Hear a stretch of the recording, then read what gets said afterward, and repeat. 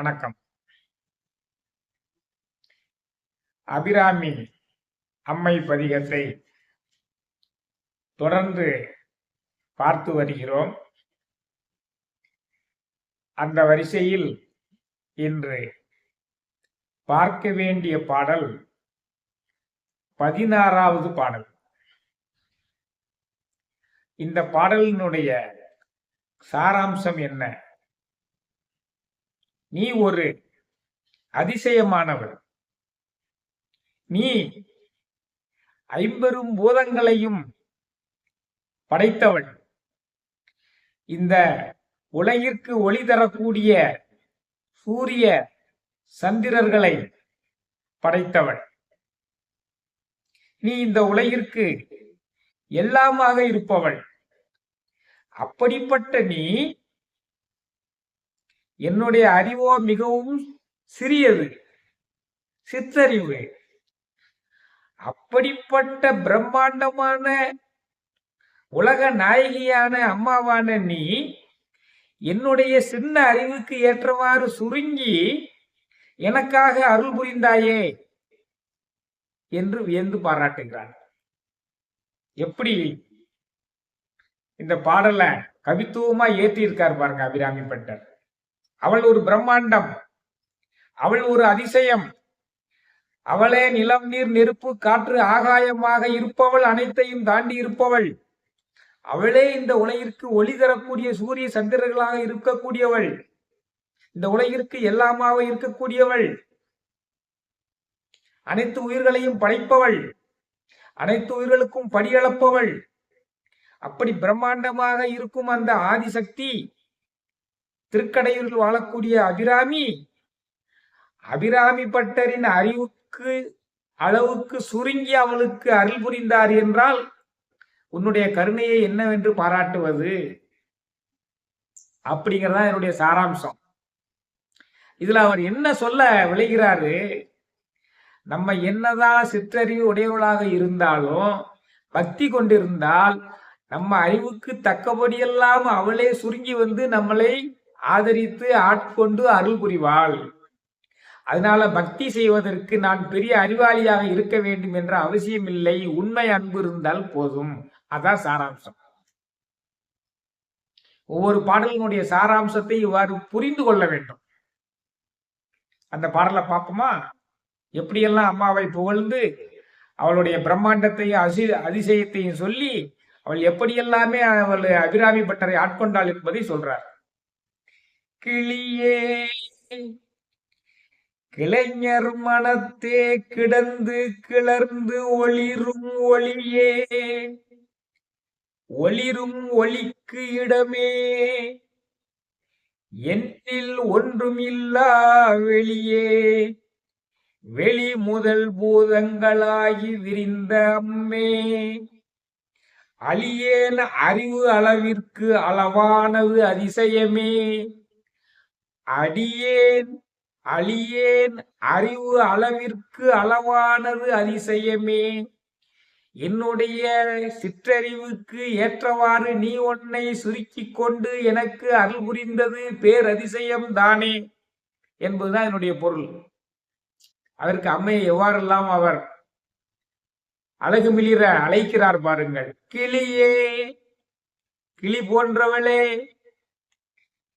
கிளைஞர் மனத்தே கிடந்தொளிரும் ஒளியே, உன்னை மனமுருக அன்பு செய்து பக்தி செய்து வருபவர்கள் வந்து கொண்டிருக்கின்ற அடியார்களின் உள்ளத்தில் ஞான ஒளியாக இருப்பவளே, ஒளிரும் ஒளிக்கு இடமே, இந்த உலகத்திற்கு எல்லாம் ஒளி தரக்கூடிய சூரிய சந்திரர்களை உருவாக்கி உலகிற்கு ஒளி தரக்கூடிய ஒரு அம்சமாக இருப்பவளே, ஒளிரும் ஒளிக்கு இடமே, என்னில் ஒன்றுமில்லா வெளியே, ஒன்றுமில்லா வெளியே, நீ இந்த பிரபஞ்சம், நீயே உலகம், உன்னை ஒரு கட்டுக்கோப்பிற்குள் அடக்க முடியாது.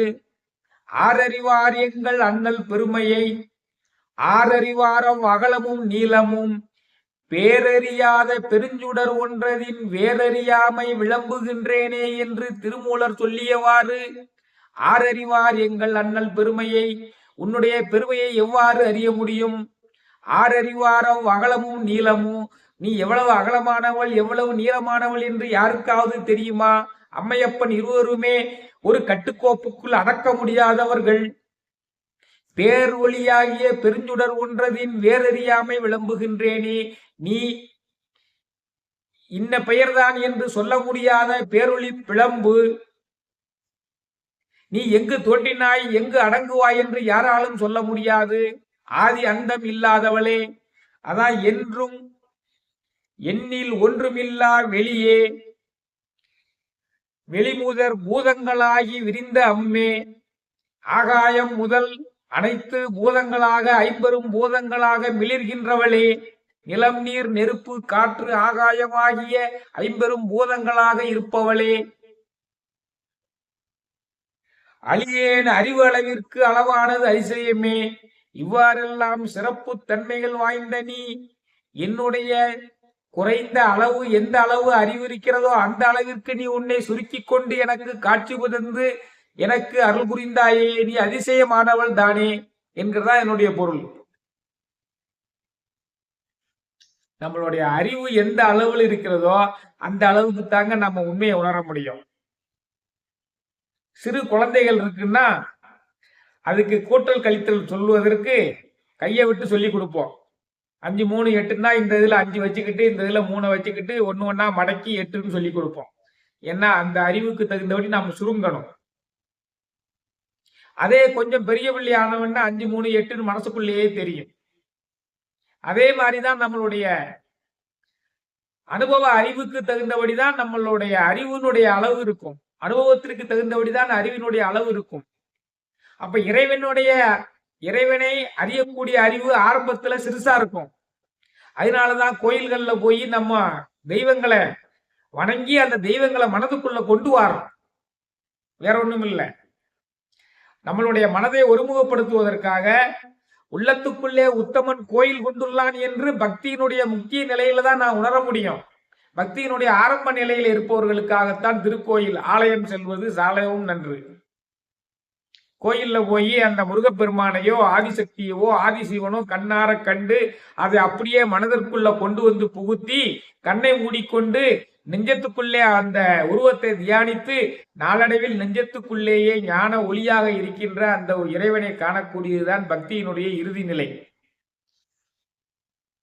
அததான் சொல்றாரு, என்னுடைய அறிவு எவ்வளவு சிறியதோ அந்த அளவுக்கு நீ உன்னை சுருக்கி கொண்டு எனக்கு அருள் தந்து ஆட்சி செய்து என்னை காப்பாற்றினாய் அம்மா, நீ அதிசயமானவள் தானே என்று இதுல சொல்றார்.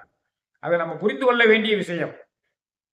மானிட ராக்கை வடிவு சிவலிங்கம், மானுட ராக்கை வடிவு சிதம்பரம், மானுட ராக்கை வடிவு சதாசிவம், மானுட ராக்கை வடிவு திருக்கூத்தே. அப்ப இந்த உடம்புக்குள்ளே உத்தமன் கோயில் கொண்டிருக்கிறான்ங்கிறத நம்ம கொஞ்சம் கொஞ்சமா தான் உணர முடியும். பக்தியினுடைய இறுதி நிலையில தான் அதை உணர முடியும். இந்த மனித உடலே சிவலிங்கம் தான், மனித உடல் தான் சிதம்பரம், மனித உடல் தான் சதாசிவம், மனித உடம்பு தான் திருக்கூத்து. இறைவனுடைய அந்த ஆனந்த தாண்டவத்தினால் தான் இந்த உலகம் இயங்குகிறது, உலகத்தில் உள்ள உயிர்கள் இயங்குகின்றன, அனைத்து உடல்களும் இயங்குகின்றன.